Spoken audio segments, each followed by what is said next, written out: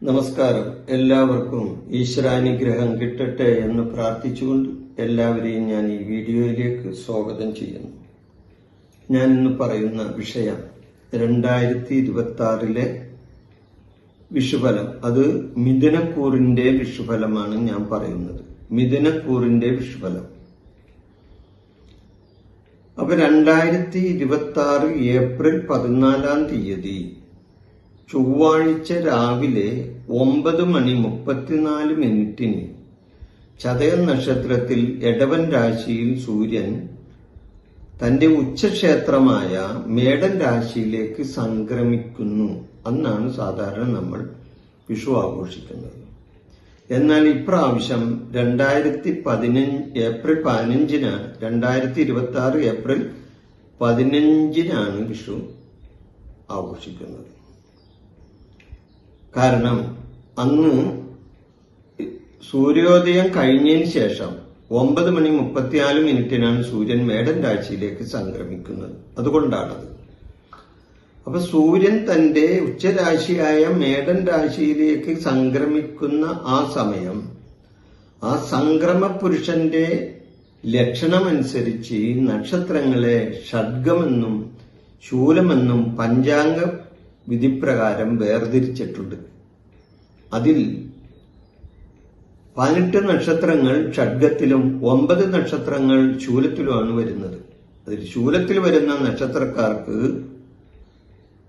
വിഷുഫലം മാത്ര ഗുണകരമല്ല. എന്നാൽ ഷഡ്ഗത്തിൽ വരുന്ന നക്ഷത്രക്കാർക്ക് വിഷുഫലം ഗുണകരമാണ്. അവരുദ്ദേശിച്ച പല കാര്യങ്ങളും നേടിയെടുക്കാൻ അവർക്ക് കഴിയുന്നതാണ്. അപ്പൊ എന്റെ ഈ ചാനൽ നിങ്ങൾ ഇതുവരെ സബ്സ്ക്രൈബ് ചെയ്യാത്തവരാണെങ്കിൽ ഇതൊന്ന് സബ്സ്ക്രൈബ് ചെയ്യണമെന്ന്, ഈ ചാനൽ സബ്സ്ക്രൈബ് ചെയ്ത് ലൈക്ക് ചെയ്ത് എന്റെ ഈ ചാനലിനെ നിങ്ങൾ സഹായിക്കണമെന്ന് ഈ സന്ദർഭത്തിൽ ഞാൻ നിങ്ങളോട് ആവശ്യപ്പെടുകയാണ്. അപ്പോൾ ഇന്നത്തെ വിഷയം മിഥുനക്കൂറുകാരുടെ വിഷുഫലമാണ്. അപ്പം മകീരം, തിരുവാതിര, പുണർദം ഈ നക്ഷത്രക്കാർക്ക് സംക്രമ പുരുഷന്റെ ലക്ഷണം അനുസരിച്ച് ഈ നക്ഷത്രക്കാർ മധ്യശൂലത്തിൽ വരുന്ന നക്ഷത്രക്കാരാണ്. ഈ നക്ഷത്രക്കാർ മധ്യശൂലത്തിൽ വരുന്നതിനായതിനാൽ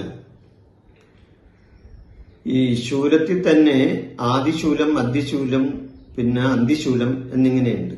അപ്പൊ ഈ 3 നക്ഷത്രങ്ങൾ മകീരം, തിരുവാതിര, പുണർ, ഈ മിഥുനക്കൂറിൽ വരുന്ന നക്ഷത്രങ്ങൾ, ഇവരെ സംബന്ധിച്ച് വിഷുഫലം അത്ര ഗുണകരമല്ല ഇവരെ സംബന്ധിച്ച് എന്നാണ് കാണുന്നത്. ബന്ധുക്കൾക്ക് നാശവും സ്വജന വിരോധവും അടുത്ത ബന്ധുക്കളുമായോ അല്ലെങ്കിൽ സുഹൃത്തുക്കളുമായോ അഭിപ്രായ ഭിന്നതകളും ഉണ്ടാകാൻ സാധ്യത ഈ വിഷുഫലമായി ഉണ്ടാവുന്നതാണ്. ഞാനിത് ഈ കാര്യം പറയുമ്പോൾ ഈ വിഷുഫലം എല്ലാവർക്കും, എല്ലാ നക്ഷത്രക്കാർക്കും മുഴുവനും ഗുണാനുഭവങ്ങൾ മാത്രമാണ് കിട്ടുന്നതെന്ന് പറഞ്ഞാൽ അത് ശരിയാകില്ലല്ലോ. കാരണം ഒരു സംഭവം ഉണ്ടാവുമ്പോൾ അതിൽ ഗുണവും ഉണ്ടാവും, ദോഷവും ഉണ്ടാവും നക്ഷത്രങ്ങൾക്ക്, ഇല്ലേ? അപ്പൊ അതനുസരിച്ചുള്ള ഫലം അവിടെ സത്യസന്ധമായി പറയണം. അതാണ് ഞാൻ ഇവിടെ പറയുന്നത്. അപ്പൊ അതുകൊണ്ട് മിഥുനക്കൂറിൽ വരുന്ന മകീരം, തിരുവാതിര, പുണർദംകാരെ സംബന്ധിച്ച് ഈ വിഷുഫലം അത്ര ഗുണകരമായല്ല വരുന്നത്. അതാണ് ഞാൻ ഇവിടെ സത്യസന്ധമായി നിങ്ങളുടെ മുന്നിൽ പറയുന്നത്. അല്ലെങ്കിൽ അതിന് വെച്ചടി കേറ്റോണ്, അല്ലെങ്കിൽ വിഷുഫലം ഇവർക്ക് വളരെയധികം നേട്ടങ്ങൾ ഉണ്ടാക്കി തരും, അവർക്ക് ലോട്ടറി അടിക്കും എന്നൊക്കെ പറഞ്ഞ് വെറുതെ ബോധം കെടുത്തിട്ട് ഒരു കാര്യമില്ല.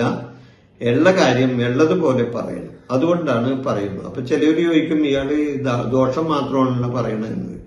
ഗുണം പറഞ്ഞാൽ ഗുണം മാത്രമാണല്ലോ ഇയാൾ പറയുന്നത്. അപ്പൊ ഗുണത്തെ ഗുണമെന്നും ദോഷത്തെ ദോഷമെന്നുമാണ് പറയേണ്ടത്, ഇല്ലേ? അപ്പൊ പലരുടെയും പരിഹാസങ്ങൾ വരെ ഇവർക്ക് കേൾക്കാനിടവരും. പ്രവർത്തികളിൽ ഇവർക്ക് തടസ്സങ്ങൾ വന്നു ചേരുന്നതാണ്. അവിചാരിതമായ ധനനഷ്ടം ഇവർക്ക് വരാവുന്നതാണ്. കുടുംബാംഗങ്ങൾ തമ്മിൽ അഭിപ്രായ വ്യത്യാസങ്ങൾ ഇവരുടെ ഇടയിൽ ഉണ്ടാവും. ഇവർ ചെയ്യുന്ന പ്രവർത്തികളിൽ പലതിലും ഇവർക്ക് നഷ്ടങ്ങൾ വന്നു ചേരാനിടയുണ്ട്. ഇവരുടെ കുടുംബാംഗങ്ങൾ തമ്മിൽ തന്നെ ഒരു അഭിപ്രായ വ്യത്യാസം, അതായത് ഒരു സംസാരത്തിൽ ഒരു ചേർച്ചയില്ലാത്ത അവസ്ഥയും വരാൻ സാധ്യതയുണ്ട് ഇത് വെച്ച്.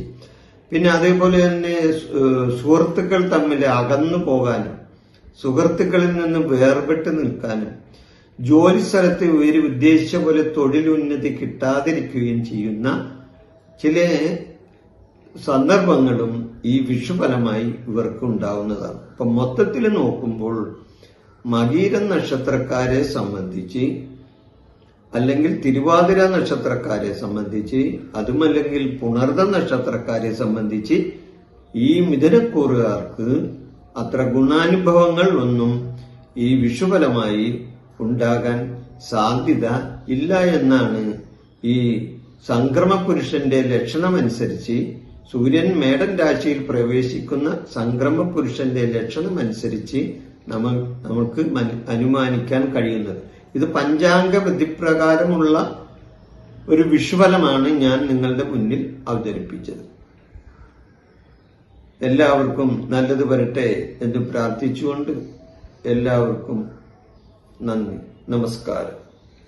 എൻ്റെ ഈ ജ്യോതിഷ പ്രോഗ്രാം നിങ്ങൾക്ക് ഇഷ്ടപ്പെട്ടാൽ ഇത് സബ്സ്ക്രൈബ് ചെയ്യാനും ലൈക്ക് ചെയ്യാനും ബെൽ ബട്ടൺ അമർത്താനും മറക്കരുത്.